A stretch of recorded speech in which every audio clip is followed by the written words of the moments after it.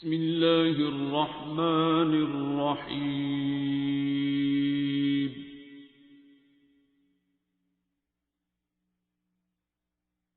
अर्रहमान।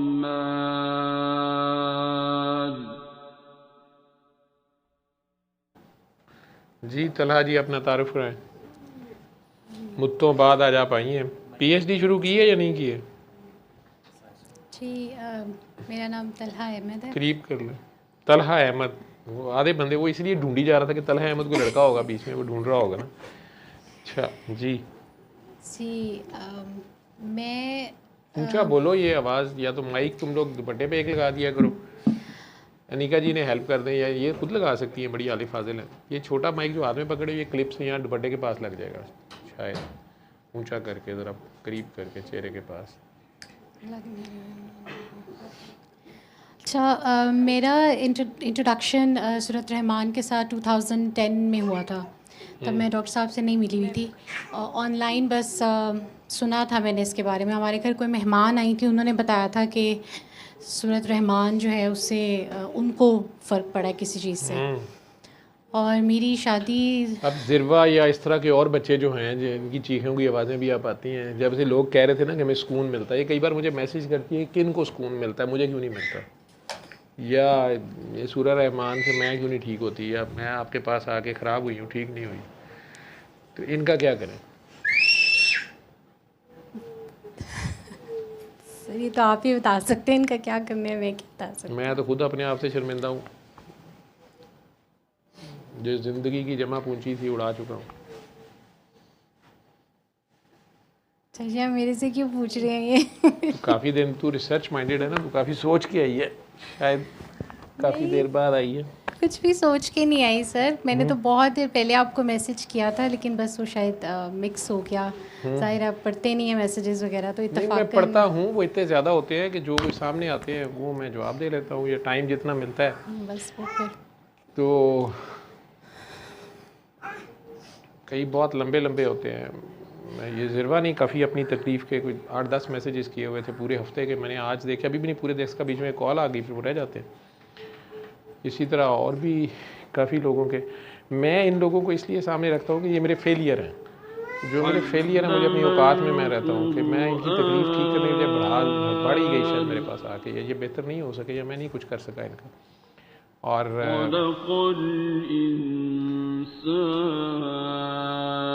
उससे ये है कि अपनी औकात याद रहती है, मेरे इख्तियार में कुछ नहीं।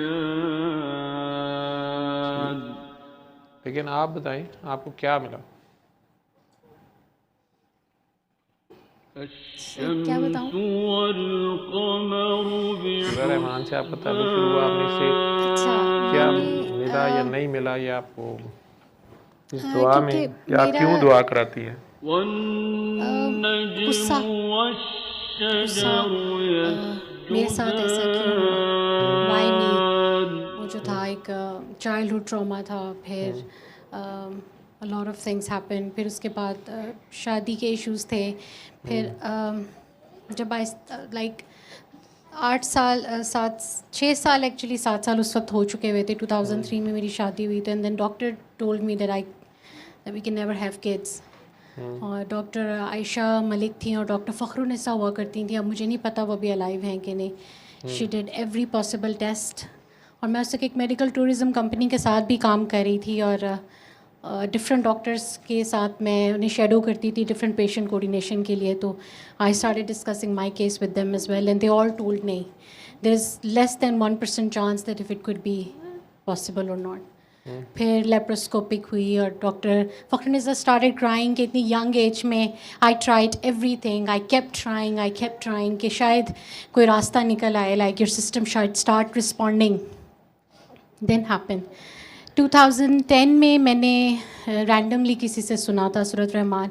मेरी सिस्टर इन लॉ उनकी आगे से मतलब मेरी नंद है, उनकी आगे से नंद हमारे घर आई हुई थी, तो उन्होंने ऐसे जिक्र किया, तो मैंने सूरत रहमान को ऑनलाइन सर्च किया एंड मैंने उसको सुना 7 दिन, और that was the first time I conceived. और फिर इट डिडंट गो थ्रू। फिर अगैन सूरत रहमान ही सुनी, उस वक्त तक मेरा आपसे कोई इंट्रोडक्शन नहीं था. It was the toughest time of my life. I was going through a lot of problems. लेकिन उन सब प्रॉब्लम्स में एक होता है ना कि वाई मी वाला जो एक गुस्से का एक है, इट कॉन्स्टेंटली बिल्डिंग के वन आफ्टर एंड अदर, हर चीज़ मेरे साथ ही क्यों होनी होती है. तो फिर I had my first daughter after 9 years. Fatima was born. और वो उस वक्त था जब डॉक्टर्स PCOS और पता नहीं कौन कौन से इश्यूज़, जो इसके अलावा सिस्टम हैड स्टॉप रिस्पॉन्डिंग. और मेरी पहली बेटी हुई थी पूरे 9 साल बाद. इस महीने 12 साल की हुई है ये 4 अगस्त को. और हमारी शादी को इस साल 21 साल हो जाएंगे.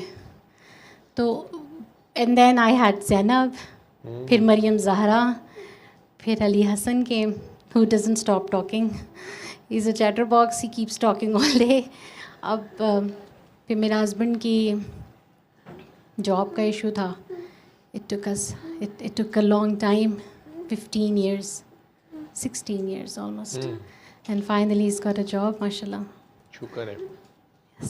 यही बताने आई थी आज जो आई थी. एंड देन अब I do have a lot of issues. और मिलने से पहले ही बच्चे आना शुरू तो हो गए. सूरत रहमान मैंने, हाँ जी, मेरा पहली बार आपने सुनी, कंसीव कर लिया, जो डॉक्टर फ़खरुन्निसा ने बिल्कुल कह दिया हुआ था कि ये नहीं पॉसिबल. और फिर उनकी बेटी आयशा मलिक ने भी लाइक टोटली, एक तो होता है ना कि ऑप्शन होती है IVF कि आप वो करवा लें तो शायद हो जाए. They said that system is just not responding at such young age कि हमें समझ नहीं आ रही है कि व्हाट शुड वी डू. फिर मेरा इंट्रोडक्शन सूरत आपके साथ मैं मिली थी 2016 में. मेरी मरियम ज़हरा तब मतलब हम ऑस्ट्रिया से मैं वापस आई थी. तो मुझे माइग्रेन्स का इशू था जो अनस्टॉपेबल था और कांस्टेंट रहता था. और जब हॉस्पिटल मुझे एडमिट कर लिया उन्होंने ऑस्ट्रिया में. और मुझे वो जब तक पेन किलर की ड्रिप रहती थी तो फ़र्क रहता था, और जैसी वो ड्रिप बंद होती थी तो ख़त्म हो जाता. फिर उन्होंने साइन करवाया, CT किया. मेरे यहाँ से डॉक्टर इफ्तिखार सादिक, तो उन्होंने कहा कि उनसे they can even give you morphine कि तुम सो सको, मे बी स्ट्रेस. बहुत टेस्ट हुए. फिर वो होता है ना कि बेटियाँ थीं या बेटा नहीं है, तो I was doing a lot of पढ़ाई, बहुत ज़्यादा. और मरियम ज़हरा की मर्तबा तो बहुत ज़्यादा ही, जो बस कुछ तफाकन भी पढ़ती ही रहती थी. 1.25 लाख मरतबा कलमा पढ़ लिया. Things used to wake me up. जैसी मरियम ज़हरा पैदा हुई उसके बाद तो एवरीथिंग स्टॉप्ड. लेकिन उस वक्त भी माइग्रेन्स बहुत मेरी पीक पे थी. और वो ऐसा था कि जो डायग्नोज नहीं हो रहा था, कोई क्लॉट नहीं था, कुछ नहीं था, लेकिन मेरी माइग्रेन्स रहती थी बहुत ज़्यादा. फिर आपके पास मैं फिर तब आई थी. अहमद के एक फ्रेंड है, उनके फादर के थ्रू हमें आपका मिला, नंबर मिला, एंड देन इंट्रोडक्शन हुआ and everything. So it's been like 7 years now. तो ऐसी ही it's been going on and on. अब I do have a lot of recent issues. उसके लिए भी मैंने आपके पास आना था. आई वांटेड टू टॉक कि मे बी मेरे से फिर कोई गलती हो गई है, कुछ गड़बड़ हो रही है. क्यों? बस कुछ lot of physical issues were going on. तो यार पहली बार जब तुमने कंसीव किया वो अबॉर्ट हो गया, हालांकि सूरह रहमान सुनी थी. हाँ जी, वो नहीं हो सका. लोगों को बताओगे गुस्सा नहीं करना चाहिए, लड़ना नहीं चाहिए. गुस्सा बहुत ज़्यादा था कि मेरे साथ ही शायद यही हो रहा है, और मेरे साथ ही क्यों. वो जो एक है ना कि लाइक बाकी भी हैं बहन भाई and they living in UK with मम एंड डैड, और मुझे क्यों नहीं लेके गए, मुझे यहाँ क्यों छोड़ दिया. Like they are all settle down with their lives. जब शादी हुई है तो it's been so many years. अब उनका एक ही एक बेटा है. so many things I had to hear, I had to go through. फिर फाइनेंशियल इश्यूज शुरू हो गए, and then things went on and on and on. माफ़ शायद नहीं कर रही थी, या माफ़ अपने आप को ही नहीं कर रही थी. मुझे ऐसा लगता है मैं अपने आप को ही नहीं कर रही थी. आई was just raised with my own self all the time. अब भी गुस्सा आता है तो ज़्यादा अपने आप पर ही आता है. यहाँ आने से भी पहले when I was going through so many, जो मुझे बहुत ज़्यादा डॉक्टर ने रोमेटॉइड आर्थराइटिस का बता दिया, अल्सर है, kidney stones, and so many issues have suddenly popped up in my reports. And I was just coming and then I thought maybe I am not even acceptable here. ऐसी मुझे एक feeling है ना, मेरा rate ज़्यादा मेरी अपनी ही ऊपर होता है कि you are doing something so bad that this is happening. Like ये क्या किया, Fatima fights with me, she is getting into a teenage, और मैं वो सोचती थी definitely it is something me. So अपना जो अपने आप पे ज़्यादा गुस्सा है, अब बाकियों का तो उस बच्ची का क्या बना जो इंग्लैंड से आई हुई थी और वो नूर वो चली गई है, वापस गई हुई है 2 महीने के लिए। उसकी कह यही रहे हैं कि वो 2 माह के लिए गई है और शायद वापस आ जाए सितंबर में। चेंज आई उसमें? सर नहीं, मेरे लिए भी काफ़ी इश्यूज वगैरह रहे घर में, काफ़ी ज़्यादा। मुझे उस वक्त ही था कि ये आपके घर में तो आपके लिए भी इश्यूज होंगे, बहुत ज़्यादा इश्यूज। और फिर फातिमा ज़ैनब के लिए फिर छोटी छोटी चीज़ें बढ़ती चली गई। फिर मेरे like a lot of things were बहरहाल हैपनिंग। मुबारक हो तुम्हें, मियाँ साहब को जॉब मिल गई है। यस, तो ये तो मिरेकल है फिर अल्हम्दुलिल्लाह। After like he lost his job in 2009। It was a very long time कि consistent rejections and consistent Ahmed, issues. Ahmed. We just didn't know what to do. हाँ, मेरा भी एक बहुत करीबी अजीज़ था, उसकी भी जॉब, बहुत बड़ी जॉब चली गई और फिर वो भी 6-7 साल इट वाज टफ। देखा है वो टाइम। आपकी दुआएं, आपका कुछ भी, वो अल्लाह के कुछ अपने काम होते हैं। It's a very long time. कई बार कई लोगों की अपनी दुआ बहुत बड़ी होती है, फिर आजमाइश होती है आपकी, कई तरह से आजमाइश होती है। I evaluated a lot of things as well, sir ji, कि शायद सज़ा है, दुआ सज़ा है। तो बंदा सोचता ही है कि यार हम कौन से कोई नबी पैगंबर तो हैं नहीं है, या वली या कोई ऐसे तो है नहीं, गुनाहगार ही हैं तो गुनाह ही होगा, कोई गलती होगी। ये अच्छी बात है अपने ही गिरेबान पकड़ना, लेकिन कुछ लोग ऐसे होते हैं वो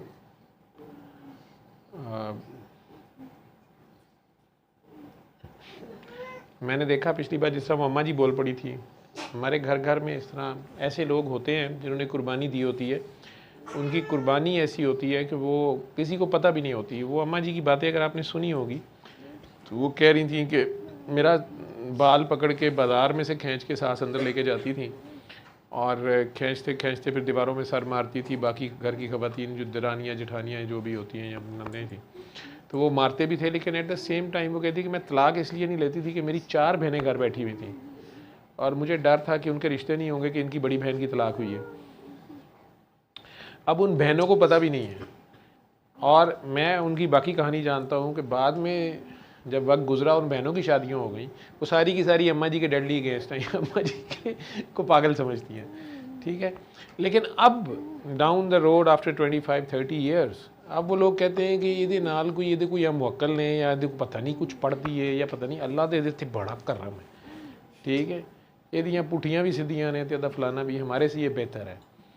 वो उन्हें पता नहीं होता कि उस बंदे ने उन्हीं के लिए कुर्बानी दी होती है, ठीक है। वो बाबा जी कहते हैं ना हमारे घर में मदर ट्रीज़ा है, वो एक बंदा, और ये तो बहुत ही मुश्किल होता है कि आप किसी और बंदे के लिए, यानी उन्हीं बहनों के लिए वो कुर्बानी दे रही है, वही बहनें उसको गंदा गलत और कह रही हैं ये इसने अपने ससुराल वालों को तंग किया, वो उन्हीं की सुनते थे, वो बोलती नहीं थी, चुप रहती थी, साइकोलॉजिकली डिप्रेशन में चली गई थी कि मैं पीछे जाऊँगी तो वो क्या करेंगे, मेरी बहनों का मारा जाएगा। और वहाँ पे उसको अपनी ये नहीं समझ आती थी कि मेरा कसूर क्या है, कि मैंने 3 बेटियाँ पैदा कर दी हैं तो मेरा कसूर क्या है, मैं बेटा मेरे नहीं पैदा होता मेरे से तो मैं क्या करूँ। और अम्मा उसको खामद के साथ जाने भी नहीं देती थी कि उस शहर में खर्चा होगा, बच्चियाँ भी जाएंगी, वो कहती मैंने बच्चियाँ पढ़ानी है, वो कहती कि नहीं ये वहाँ जाएंगे खर्चा होगा, वही पैसे घर आएंगे गाँव में। कई तरह की चीज़ें हैं, कई तरह की। उसने उस चक्कर में कितने साल वो जुल्म सह लिया और वो 4 बहनों को पता नहीं होगा कि उसने मेरे लिए सेक्रीफाइस किया या हमारे लिए वो कर रही है, या वो सेक्रीफाइस अल्लाह ही जानता था, वो उन्हें जता भी नहीं सकती, उन्हें कह भी नहीं सकती, वो उसका ख्याल भी नहीं है कि वो इस लेवल पे बात थी, लेकिन चलती है बात। मज़ा आता है जब आपने जिन लोगों के लिए दिन रात कोई तगो दो अपनी मकदूर भर की होती है, सच झूठ बोले होते हैं, आपने कोई उन्हें लारे लगाए होते हैं। कभी माँ होती है ना, वो कई बार हंडिया में पानी डाल के हमें डोई चलाती रहती है कि सालन पक रहा है, सालन पक रहा है, बच्चे सो जाते हैं। ऐसे भी होते हैं लोग, क्या करें। तो आप लोग तो माशाल्लाह खाते पीते घरानों में हो। 15 साल आपका खामन जॉबलेस रहा है, मैं नहीं समझता कि किसी रात तू भूखी सोई होगी, रब पहुँचाता रहा ना, तेरा अल्लाह ने रिस्क बढ़ा दिया। आपको यही जवाब देता होता था मैं, आपने पूरा घर रन किया और आपकी जॉब अपॉर्चुनिटीज़ आपका वो सारा, और ऑनरेबल जॉब, ठीक ठाक किस्म के, मतलब वो चल ही जाता था ना सिलसिला। बहुत अच्छा हो गया सर जी। होम ट्यूशन से स्टार्ट लिया था मैंने अपना। मैं वैसे एक बात तुझे बताऊं, आज बात करता हूँ जी सर। मैं आपके मियाँ से, मेरा ख्याल है मेरी वो एक ही मुलाकात है, उसके बाद वो दुआ सेशन में एक दो बार आया तो मैं बात नहीं की उससे, उससे होती भी नहीं थी। मैं ज़िंदगी में बहुत कम लोगों के घर गया हूँ दुआ के सिलसिले में। बाबा जी ने अपनी ज़िंदगी में जितना मुझे भेजा वो मेरे घर वालों को नहीं पता होता कि मैं कहाँ कहाँ गया हूँ, ठीक है। कई जगह पे ऐसे भी समझ लो कि ऐसी जगह भी थी कि अगर पुलिस पकड़ लेती तो मेरा नाम भी आ जाता बीच में, या मैं एक्सप्लेनेशन नहीं दे सकता था कि मैं क्या काम कर रहा था, ठीक है। और या मेरी तलाशी ली जाती तो मैं एक्सप्लेन नहीं कर सकता मेरे पास क्या है, मैं किसी को क्या देने जा रहा हूँ, कहाँ क्या करने जा रहा हूँ, कहाँ क्या करने जा रहा हूँ। बाबा जी के तो रंग हज़ारों थे। तो उस वक़्त मेरी अम्मी अगले दिन ही मुझे कह रही थी कि तू मेरे से कभी कोई बात नहीं छुपाता था लेकिन तू मेरे से छुपाता है। तो मैं अम्मी को कह रहा था कि मैं अम्मी जी आपसे ना, अब तो मैंने कुछ नहीं छुपाया, या मैंने कोई गलती से आपको कोई बात नहीं बताई, मेरे ज़हन में यहाँ टाइम नहीं रहा, लेकिन मैंने छुपाई है तो बाबा जी के 2 साल छुपाए कि उनमें वो जिस तरह की गश्त होती थी जिन इलाकों में, या अकेले जो मैं जाता था, या वो ड्यूटी, या वहाँ जाओ वहाँ दुआ करा, कि वो मुझे समझ नहीं आती थी, लेकिन असल में मुझे ट्रेन कर रहे थे और मुझे समझ नहीं थी इस बात की। लेकिन फिर लोगों को मेरे पीछे भेजते थे, मैं उन्हें पूछता था आपको किसने भेजा है, तो खैर से बाबा जी ने उन्हें मेरे पास भेजा होता। ऐसे भी लोग अब मिले, मतलब मुझे बताते हैं कि हमें तो बाबा जी ने कहा था, और ये कहा था मेरा नहीं बताना और तुम जाओ, पता नहीं क्या था। लेकिन मेरी अकल बेसिकली डॉक्टरी और वो सारी उसको, अब जैसे ऑस्टियोकॉन्ड्रोमा या कॉन्ड्रोसार्कोमा, ये सार्कोमा का केस 7 साल बाद इससे आराम से बैठा हुआ है। जिस तरह ये चीखें मारती थी, इसकी टांग का जो हाल था, और इस बेचारी को, वो ये ज़िंदा है माशाल्लाह, कभी कभार मिलने भी आती। मैं तो मना कर दूँ कि दुआ कराए, क्योंकि इससे बोला नहीं जाता उस तरह का सच बोलना। चले इतना भी काफ़ी है कि बड़े से बदतमीज़ी हुई, और नहीं तो अगर एक बहू कहे कि अपनी सास से जलालत ना करना, और अगर वो खाला भी हो या वो फूफी भी हो, या माँ से या बाप से ना बदतमीज़ी करना, इस तरह की बदतमीज़ी ना कर देना कि उनका दिल दुख जाए, तो उसका इम्पेक्ट आएगा कुछ लोगों पे, ठीक है। इसी तरह अगर कोई सास यहाँ पे चीखे कि मैं जुल्म करती थी अपनी बहुओं पे, और जान के करती थी और अपने बेटों को भड़काती थी, लेकिन मेरा ये अंजाम हो रहा है या ये हाल हो रहा है, तो शायद कुछ लोग सुधर जाएं, शायद कुछ लोग डर के रुक जाएं। मकसद मेरा ये होता है। बाकी मैंने किसी का इश्तिहार लगा के यहाँ चौक में क्या करना है, लेकिन कुछ लोग बोल नहीं सकते, कुछ से बोला नहीं जाता। नंगा नाचना बड़ा मुश्किल है, ठीक है। कोई पूछ रहा था कि आप नंगे फ़कीर का बताइएगा, मैं कहा यार छोड़ो परे, जो पहले ही नंगा बेचारा उसको क्या तुम लोगों ने नंगा फ़कीर का, मैं क्या बताऊँ तुमको, मुझे क्या पता क्या होता है। तुम लोगों को चस्के लेने की आदत है, ठीक है, छोड़ो परे, क्या तुम्हें मिलेगा इसमें। तो आपका घर वो वन ऑफ द फ्यू घर है जहाँ पता नहीं मैं क्यों चला गया। मुझे ये, और ये भी मैं आपको बता दूँ, मैं बोलने नेगेटिव लगा, मुझे अभी बता दूँ, मैं मुझे अभी तक वो घर नहीं, वो रास्ता भी याद है। हालांकि अब मैं डिमेंशिया की तरफ जा रहा हूँ, मुझे अब याददाश्त नहीं रहती, मैं सुबह का नाश्ता नहीं याद रहता मैंने कर लिया हुआ है कि नहीं, रास्ते भूलना शुरू हो गया हूँ। मैंने बताया उस दिन नहाते हुए 3 बार साबुन लगाया, तो नहीं ज़हन में रहता। वो रास्ता भी याद है मुझे, ये जो लिंक रोड पे मैकडोनल्ड्स है ना, इसके पीछे था। और आपके मियाँ जो है ना, वो गली में मुझे लेने आ गए थे, क्योंकि मुझे वो घर ही नहीं समझ आ रहा था, वो फ़ोन पे मुझे समझा रहे थे। और बेसिकली नूर आलम साहब थे, उन्हें ब्लड कैंसर था, फौत हो गए हैं, सैयद नूर आलम, जो ये तबलीगी जमात में काफ़ी करीबी थे इनके, तारिक जमील साहब के। वो उन्हें ब्लड कैंसर हुआ था, उनका बेटा था जर्मनी होता है, मेरा ख्याल उसका नाम भी अहमद था, और उसका शायद दोस्त था आपका खामन जी। और उसने मुझे कहा कि सर वो मेरा एक दोस्त है, लेकिन हालांकि वो जो अहमद था जो जर्मनी वाला है, उसने अपने बाप के केस में मेरे बहुत रेजिस्टेंस दी थी। वो अपने वालिद को कहता था कि आप किसके चक्कर में पड़े हुए हैं, और मतलब शेख जायद में दाखिल हो, आपका ये ट्रीटमेंट वो ट्रीटमेंट। तो उन्हें ब्लड कैंसर लास्ट स्टेज में था, वो उन्हें बार बार कहते थे कि यार तुम लोग को नहीं पता कि मुझे क्या मिल गया है। वो तबलीगी जमात का बंदा था, सुनाता उन्हें मैं माई नहीं मैं किनू आखा था, इंतहाई कट्टर शरीयत का बंदा, उनका बुखार उतर जाता था, नहीं तो वो शदीद बुखार होता था, 105-6 हड्डियाँ टूटने वाली दर्द और वो सारा कुछ, जहाँ तक मुझे याद पड़ता है ब्लीडिंग बंद नहीं होती थी उनकी। तो वो नूर आलम साहब को बहरहाल उनका बेटा वो नहीं माने, वो हॉस्पिटल ले गए, वो सारा, उनकी तो डेथ हो गई अपने टाइम पे, उन्हें जाना था। अब उनके बेटे को कुछ चीज़ें बाद में समझ आई, तो वो मेरे पास आया स्पेशली टाइम लेके और मुझे कहने लगा कि एक तो मैंने आपसे सॉरी करना है, मैं आपसे बहुत मिसबिहेव करता था और मुझे बिल्कुल नहीं समझती, लेकिन बहुत सी चीज़ें प्रूव बाद में जब मैं वालिद को हॉस्पिटल वो सारा कुछ हुआ और मैंने अपने सामने होते देखा, तो मेरा बस नहीं चलता था कि मैं अपने बाप को कहीं ये बंद करूँ, ये पेन इतनी जो और सारा कुछ था। तो मुझे कहता है कि लेकिन एक बंदा है जो या तो सुइसाइड कर लेगा और मैं उसे रोक नहीं सकता, या कुछ और हो जाएगा, तो आप ना काइंडली अगर उसको मिल लें या बुला लें या कुछ कर लें। तो मैंने कहा उसे दुआ सेशन में लिया, उसने कहा नहीं आएगा। मैंने कहा अच्छा क्लिनिक ले आया, कहता नहीं आएगा। तो पता नहीं उस बच्चे ने कैसे कहा, मुझे आज तक ये याद नहीं है। कई बार मुझे वो जगह और वो कोना याद आता है, क्यों आता है मेरा रब जानता है। मैंने खैर उससे फ़ोन पे बात की, तो वो अहमद ने कोई ऐसी बात की आपके मियाँ ने कि मैं क्लिनिक से उठा था, मैंने कहा तुम घर कहाँ है, उसने जो लोकेशन बताई मेरे घर के रास्ते में आ रही थी, मैं चला गया और उस घर में इतनी वहशत थी, उस ड्राइंग रूम में इतनी गर्द थी, और मुझे यही समझ नहीं आ रहा था कि ये, मैं उसको तो कुछ नहीं कहना चाहता था कि उसकी हालत मुझे नज़र आ रही थी, लेकिन लग रहा था कि इस घर से कोई औरत कोई है ही नहीं इस घर में, और ये बंदा अकेला रह रहा है और ये कोई कैदे तन्हाई काट रहा है, और ड्राइंग रूम की कोई शेप नहीं थी। एक टेबल, उसमें किताबें ही किताबें, मतलब वो इकट्ठी एक साइड पे, ऐसे था जैसे पेंट होने वाले हैं और हमने सामान इकट्ठा किया होता है या शिफ्टिंग होनी है तो सामान बांधा हुआ है। तो उसने एक सोफ़े को खूब झाड़ के मुझे कहा कि आप बैठे। अब मैं उसे डिप्रेशन से निकालना था, तो वहाँ तो मुझे डिप्रेशन हो रही थी। तो मुझे आज तक याद है, मैंने उससे पूछा कि शादी हुई है, उसने कहा हाँ।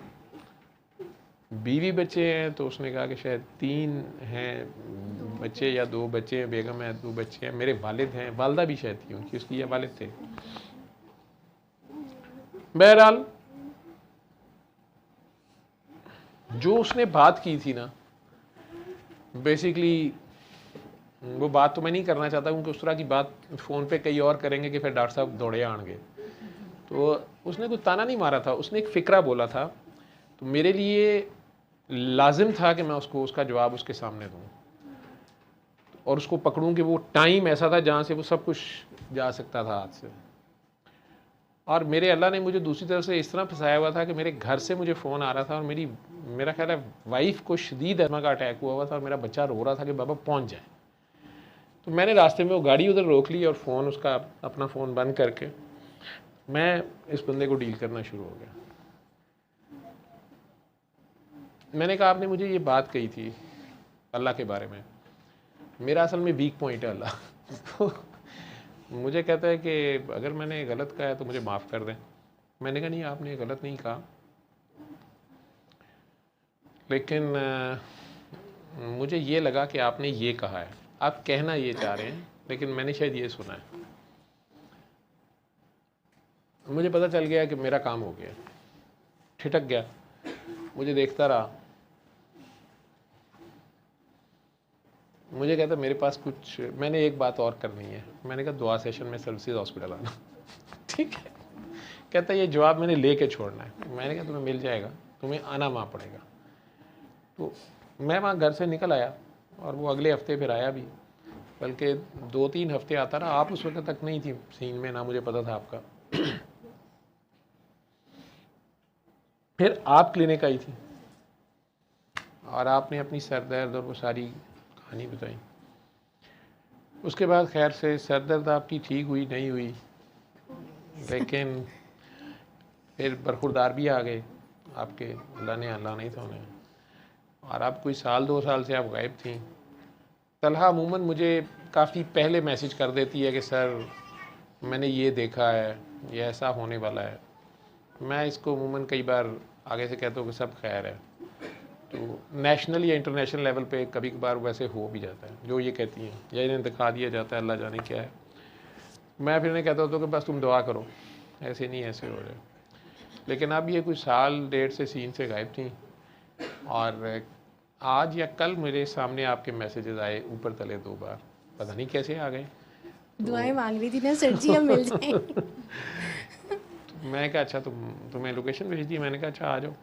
आपने खुशखबरी ये सुनाई कि काके को जॉब भी मिल ही गई है, अपनी मर्जी की, जो चाहता था जो ढूंढता था। जी सर, बस। और पाकिस्तान में मिली है कि ऑस्ट्रिया ही मिली है? नहीं सर, यहीं पर उनके कोई फ्रेंड्स अच्छा। हैं, उन्होंने ये कार्बन क्रेडिट से रिलेटेड कोई प्रोजेक्ट है वो स्टार्ट किया है, फ्रेंड्स ही हैं आपस में। तो उन्होंने ये अहमद को एज अ टीम मेंबर उन्होंने मतलब इंगेज किया, और मतलब अब Aahista Aahista it's getting like progress थोड़ी बहुत हो रही है। काफ़ी बिजी रहते हैं, ट्रैवल भी हो रहा है। पिछले साल जितनी मरतबा गए जाते थे तो हम यही बच्चे यही कहते थे पापा ऑफिस के काम से गए हैं, तो अब ये उधर समझ है लें कोई कि अब?